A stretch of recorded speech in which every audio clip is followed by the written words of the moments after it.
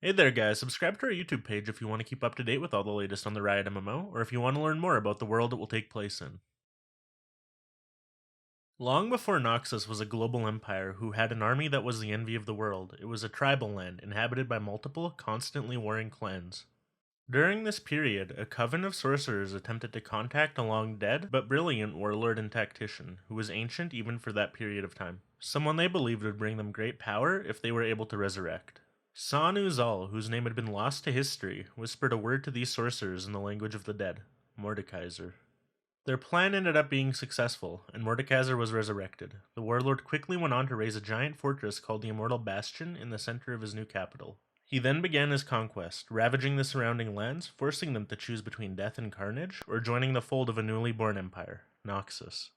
It was during his conquests that one of the sorcerers by the name of LeBlanc managed to gain her own type of power. She created a large spy network both inside and outside of the Empire. Her organization, by now called the Black Rose, betrayed Mordekaiser, severing the anchors that held his soul in the mortal plane, expelling him from Runeterra. The Black Rose, led by LeBlanc, was an incredibly powerful force at this point, and from behind the shadows of the nation, they seized control. For centuries from that point on, the Black Rose put into power emperors and politicians that served their agenda in an attempt to consolidate their own influence.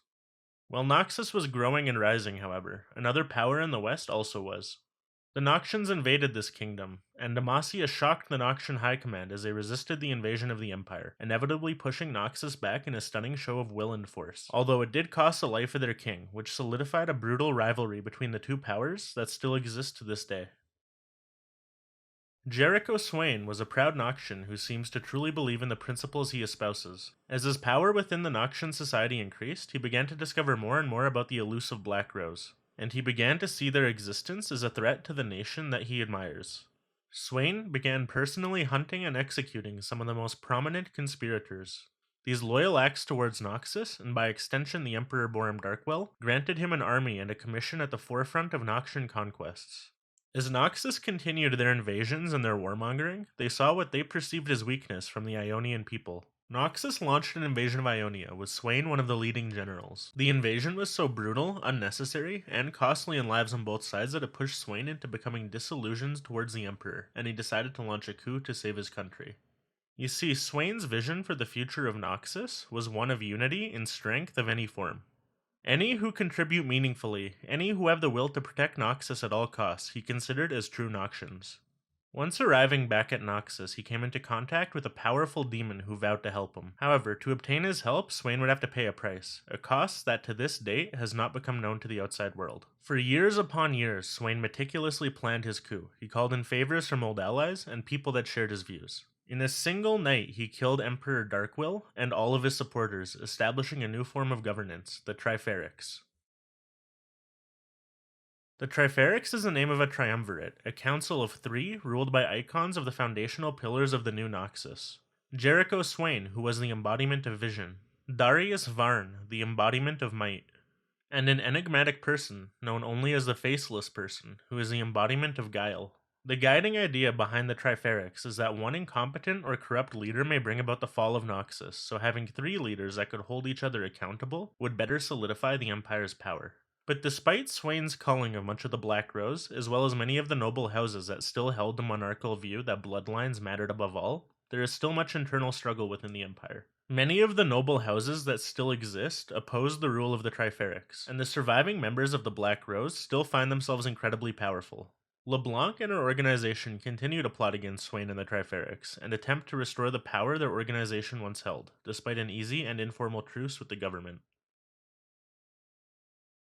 When Mordekaiser created the Immortal Bastion using the magic of damned souls, it became the capital of the Empire. And after the warlord was defeated, the Noxians began expanding outward from the fortress itself, developing the infrastructure into a rather large city that became one of the biggest in the world. Within the original bastion itself, the streets and alleyways are narrow and twisting, a maze designed by Mordekaiser to confuse attacking enemies. The rooftops of the building are flat, allowing soldiers to station atop them and attack enemies in the streets below. Although the city isn't as aesthetic or as grand in design as some other regions are, like the grand city of Demacia, it works greatly to embody the principle of function over form that Noxus believes in so deeply. The Bastion itself also holds many dark secrets. It's where Jericho's Swain met the demon that he is now attached to, and the location where Mordekaiser was resurrected. Residual magics and the terrifying legacy of both of these things make it rather harrowing, and an unsafe place to be. The military of Noxus is the largest in the world of Runeterra. The Empire has decided to forego the rigid standardization of regular militaries you'll find in other regions of the world. It's divided into smaller warbands that make up larger war hosts that make up huge legions. Each individual warband is allowed to specialize into what they do best and are loosely directed to perform tasks that are suited to their individualized capabilities. Warbands are usually organized by citizens of conquered territories or by lower ranking military officials. The leaders of these warbands have the honorific of captain. As I mentioned before, each warband is very unique with their own hierarchy and structure, and each have their own style of waging war. Each warband is part of a larger war host, and they tend to fill specific roles within that war host. So if one warband is better at acting as scouts, that's what the war host leader will ask them to do. The general of the war host will organize the smaller warbands within it to conquer smaller regions or city-states. Legions, on the other hand, are fully organized by a legion commander to task multiple war hosts within it to wage war upon entire nations.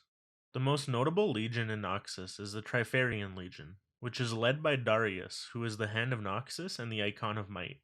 The Triferix Legion is the most loyal and most capable part of the Noxian army, being feared across the world and have contributed in campaigns across the Freljord and Ionia. In line with the principles of Noxus themselves, you do not have to be Noxian born to be in any particular branch of the military, and you do not have to be Noxian born to receive commendations, promotions, or to rise through the ranks of the army. Noxus celebrates any of those who are able to contribute to their legions, whether it be through a specialization in guerrilla warfare or besieging enemy cities. Espionage and counter-espionage are also important parts of the Noxus military. The group of the headsmen handle counter-espionage and are tasked by the leaders of Noxus themselves to seek out internal and foreign threats to the Empire. The headsmen have the autonomy to conduct operations to kill any they deem a threat to Noxus. Espionage, on the other hand, is handled mostly by the Order of the War Masons, a very unique branch of the military.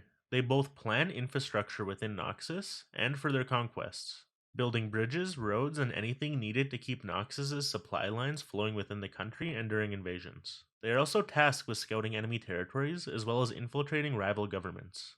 Most recently, a few war masons had infiltrated the upper echelons of the Piltovian society. The world of Runeterra is in a precarious place right now, and there's no doubt that Noxus is planning meticulously for many invasions and many brutal wars. But for right now and for today, that's all I have for you guys. If there's anything I missed, got wrong, or need to clarify, let me know in the comment section below. Make sure you subscribe to our YouTube page if you want to keep up to date with all the latest on the Riot MMO, or if you want to learn more about the lore of the world it will take place in.